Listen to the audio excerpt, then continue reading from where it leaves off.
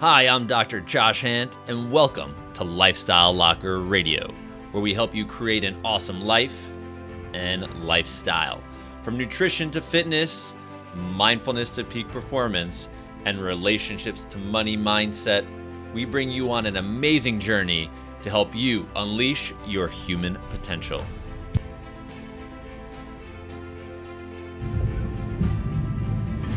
Hey everyone, Dr. Josh Handt here for Lifestyle Locker Radio. We are at episode 137 and we're changing the format just a little bit.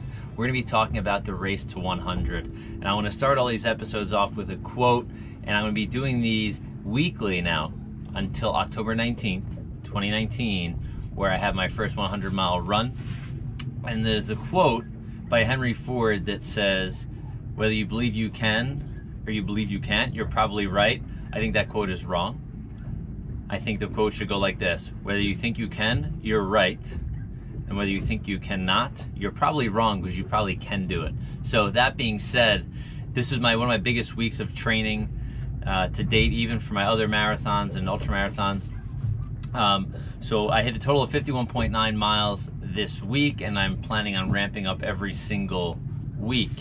And I apologize in this episode if you do hear some noise. If you catch the video, you will see the background. I am on my boat, floating, bobbing left and right. It's a little breezy out, so you may hear other boats and other people and certain things rattling. So that being said, let's just roll through some of the workouts that we did and how I believe they're helping me. So day one was Tuesday. All right, day one was my first run of the week. I work all day Monday. I'm trying to figure out how I can actually get some runs in on a Monday. It's either going to be at like 4 in the morning or it has to be late at night. So my first workout was a 6.77 mile run to the gym, where I lifted for 30 to 45 minutes. I usually do a circuit with things like deadlifts and squats and pull-ups and push-ups and farmer carries. So I did 3 to 6 rounds of those, of multiple exercises. Then I did about 4.05 miles back, so we're just over 10 for day one. Day two was Thursday. I did 9.34. I remember it being a tougher day. You know, I really wanted to push hard, and ended up walking a little bit, doing a little bit of a walk run, but I ended up making it through. Friday, which I thought may be one of the worst days, I believe it was Friday, I did 11.67. Crazy, right? All this distance, again, not feeling that fantastic, but I'm able to push through and keep my average pace for all of my runs this whole week under 10 minutes and 30 seconds for all 51 miles, or 51.9 miles. And that's important because when you do an ultra, my goal is going to shoot for under 24 hours or 24 hours, right? Like 24 and under. And I believe the pace is like 14.5 minute miles or something in that range. So I do need to keep my pace consistent over the course of a week. Because if you've taken my running course, my 45-day Lifestyle Locker Endurance Challenge course, I talk about a running bank and what the running bank is. A running bank is something that you build up in a week. So this week I ran 51.9 miles. So that my running bank for next week, if I didn't run all week and I wanted to run one day, I had a bank of 51.9 miles of distance built in. I have to do this consistently to actually build up that bank account of running. So next week I wouldn't run 51.9 miles in one run. Is it potential? Of course I have the potential to do it, but not something I actually want to do or need to do for any particular reason. Otherwise, besides me saying, hey, I ran 50 miles in one shot, but I don't need to do that. I'm not out to injure myself or hurt myself. One thing I can tell you that I need to get better at is the mobility. I end up carrying around my foam roller with me everywhere I go, and I don't use it as frequently as I should. But let's get back to the run. So Friday was 11.67. Saturday was 10.1, which Saturday, to give you an idea, so Friday night, we opted to sleep on the boat. And you can see, if you see the background moving behind me, I'm looking at the little level ball on the tripod here. It's bouncing everywhere. So we had poor night's sleep. It's not a comfortable bed, and I really was like, you know, maybe I probably won't run today. Got up a little later than I wanted to, even though it was only 6:30. But I got up, I took my dog for a walk so he didn't go bonkers on the boat and wake the whole marina up. But what I ended up doing is I ended up doing 10.1, which I thought was going to be the hardest run of the week, and that actually ended up being not too bad. You know, I could have quit at 9, because that's how far it was from the marina to my house, but I ended up, I'm like, you know what, let's go the extra mile, like literally the extra mile. And today was my toughest of the runs, which was a 10-miler, and I thought, and I apologize for saying this on a Facebook Live earlier, that I thought I did double-digit days every day of running. Obviously, Thursday at 9.3 wasn't a double-digit day. Had I just put in a little bit more effort, it would have been, but nonetheless, I averaged over 10 miles per run per day based on the total mileage per week of running. So,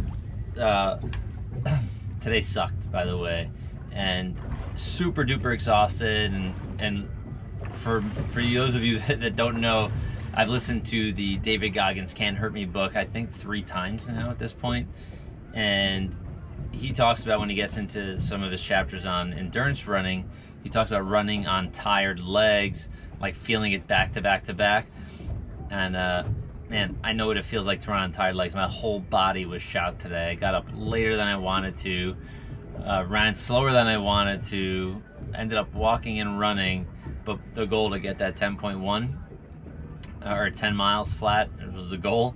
I got it. It wasn't an easy one, but what I'm realizing is another Goggins rule is that 40% rule, and he says when you're ready to tap out, you got at least 40% more, and it's not easy to tap into the full 40%. You may tap into a percent or 2 or 3 or 4 or 5, and I want to start doing that very regularly, because if I can do that, I'm going to have to really pull into that 40%, you know, when I'm doing a 100-mile run. And as the weeks go on and I start to share this with you, you'll see my mileage go up. You'll see my attitude probably change, at least I hope I do. And you'll also realize, we'll get into some nutrition and food, but it's going to have to start to change a little bit. The more endurance we're putting in, the more strenuous activity I'm putting in, because realize certain weeks are not going to be distance weeks. Certain weeks are going to be sprint weeks or fast weeks. And that may mean even just doing sprints of, you know, hundreds of yards up a steep hill 4, 5, 6, 7, 10 times until I fatigue myself, and then maybe go for a really slow, you know, 4 or 5 mile run after that, just to get my heart rate down and keep it consistent for a while. But what else? So what I've learned this week, and it's really not really learning, it's more of a reminder, is that dairy and me don't like each other. It's horrible. Last weekend when I ran, I think I shared a Facebook Live or comment, I had ice cream the night before, and I was only able to put in about 6 miles. I had to stop and find a porta potty, which sucked. It was horrible. But I ended up having, like, that was the worst run of the day, even though it was like probably 95% humidity, felt like 90 degrees that day. I did the same thing last night. We ate at my parents' house, and they had fresh mozzarella with tomatoes, balsamic, olive oil, and seasoning. It was awesome. I probably should have just had the tomato, the olive oil, the balsamic, and that, because again today felt like crap. So I gotta learn my lesson here, and I gotta take action on my experiences so I can actually get better and perform better, because that's the goal. What I did differently, what I started doing this week, which I really enjoyed, two things. One, I got a new pair of shoes, so all 51.9 miles, I believe, this week. I don't remember exactly, if not all of them, every one of them, but the first day, but the 10 miles was on the new shoes, which I really like. They're the Altra Duos. I'll put some of these details in the show notes of the stuff that I'm doing. Secondly, today, one of my buddies, Scott, who's done the endurance program that I talked about earlier, he's like, don't you have footbeds? And I'm like, holy crap, yes, I have these, the brand is Superfeet. I have their black carbon, whatever it's called. I bought them for hiking and stuff like that, but I threw them in today. Really great, but also what I needed to do, and today was a good learning day, is it was warm when I ran. I put the footbeds in, and I used something called lock laces, which are these elastic laces, which I absolutely love, and I think everybody that runs should have these. I didn't loosen them enough and let them stretch out enough, so the top of my right foot was killing me the whole run. I pushed through it, maybe not the smartest or best thing, but I know pain is only temporary and it allows me to push farther. But that was an important thing. So the footbeds were really cool in the new shoes. I believe it, and felt that it made things easier. Next, the other thing that I did, I started on, I think it was maybe Tuesday's run or Thursday. I don't remember what day it was. I ordered for the first time, because I've had muscle cramping on my last Ultra. You know, my muscles, like in my legs, like mile 27, 29, just felt like garbage for a little bit. And I ordered something from a company called Gogue, which many of you know. I ordered, they have like their salt or electrolyte tablets, which I thought was really neat because theirs has ginger in it as well. I'll put that in the show notes as well. You know, ginger is an anti-inflammatory, and I figured, holy cow, if I'm beating myself up, if I'm taking 1 or 2 of these every single hour to rehydrate, get these electrolytes and water in my system, then why not have 150 to 100 milligrams of ginger in there to help with the inflammation and the abuse that I'm putting on my body during these runs? So I've liked them so far. I can tell you my digestion, running, you know, long distances in the heat right now, I haven't had any issues at all. It's felt great. And so next week we have to shoot for between 5 and 10% more mileage is the goal. For next week is going to be another distance week, but it's also supposed to be a heat wave, so we will see how the day pans out, or the week pans out, and from there we'll see the following week. I haven't planned it out yet. I'll start to share some of my programming and planning with you. I will probably add a speed week with some lifting in as well, so some of my training may be indoors, which is not my favorite. Maybe treadmill training, which I really don't like. It's very effective, but it's definitely not as fun and as good as being outdoors, because you actually get the experience of like being in a race, right? I'm not in a race indoors. And I think at some point this summer we're gonna head out to Waywayonda, New Jersey, where the marathon is, and I'm gonna see they have 3 loops. We end up doing 4 total times for 100 miles, so about 25 miles a loop, maybe plus or minus, you know, a tenth of a mile. I don't remember exactly what it is, but we're gonna go ahead. We're gonna do that.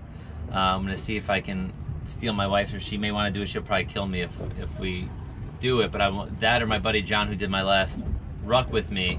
I want to do 1 full Cloverleaf, so all 3 loops. So I want to hit a total of 25 miles in that, and that'll be ruck. So that'll be weight over time. So that'll be a 25 to 35 pound ruck to do that, and we're gonna see if we can crush that in a half a day, weighted, and you know, move fast. And so I'll keep you posted. Again, thanks for tuning in. This is Lifestyle Locker Radio Podcast. This is the Race to 100 series. You're going to hear these every single week. So no matter where, when you're listening to this or even watching these, have a good day, evening, and night. And we'll see you on the next season. Bye-bye. Next episode. Jesus. Bye-bye.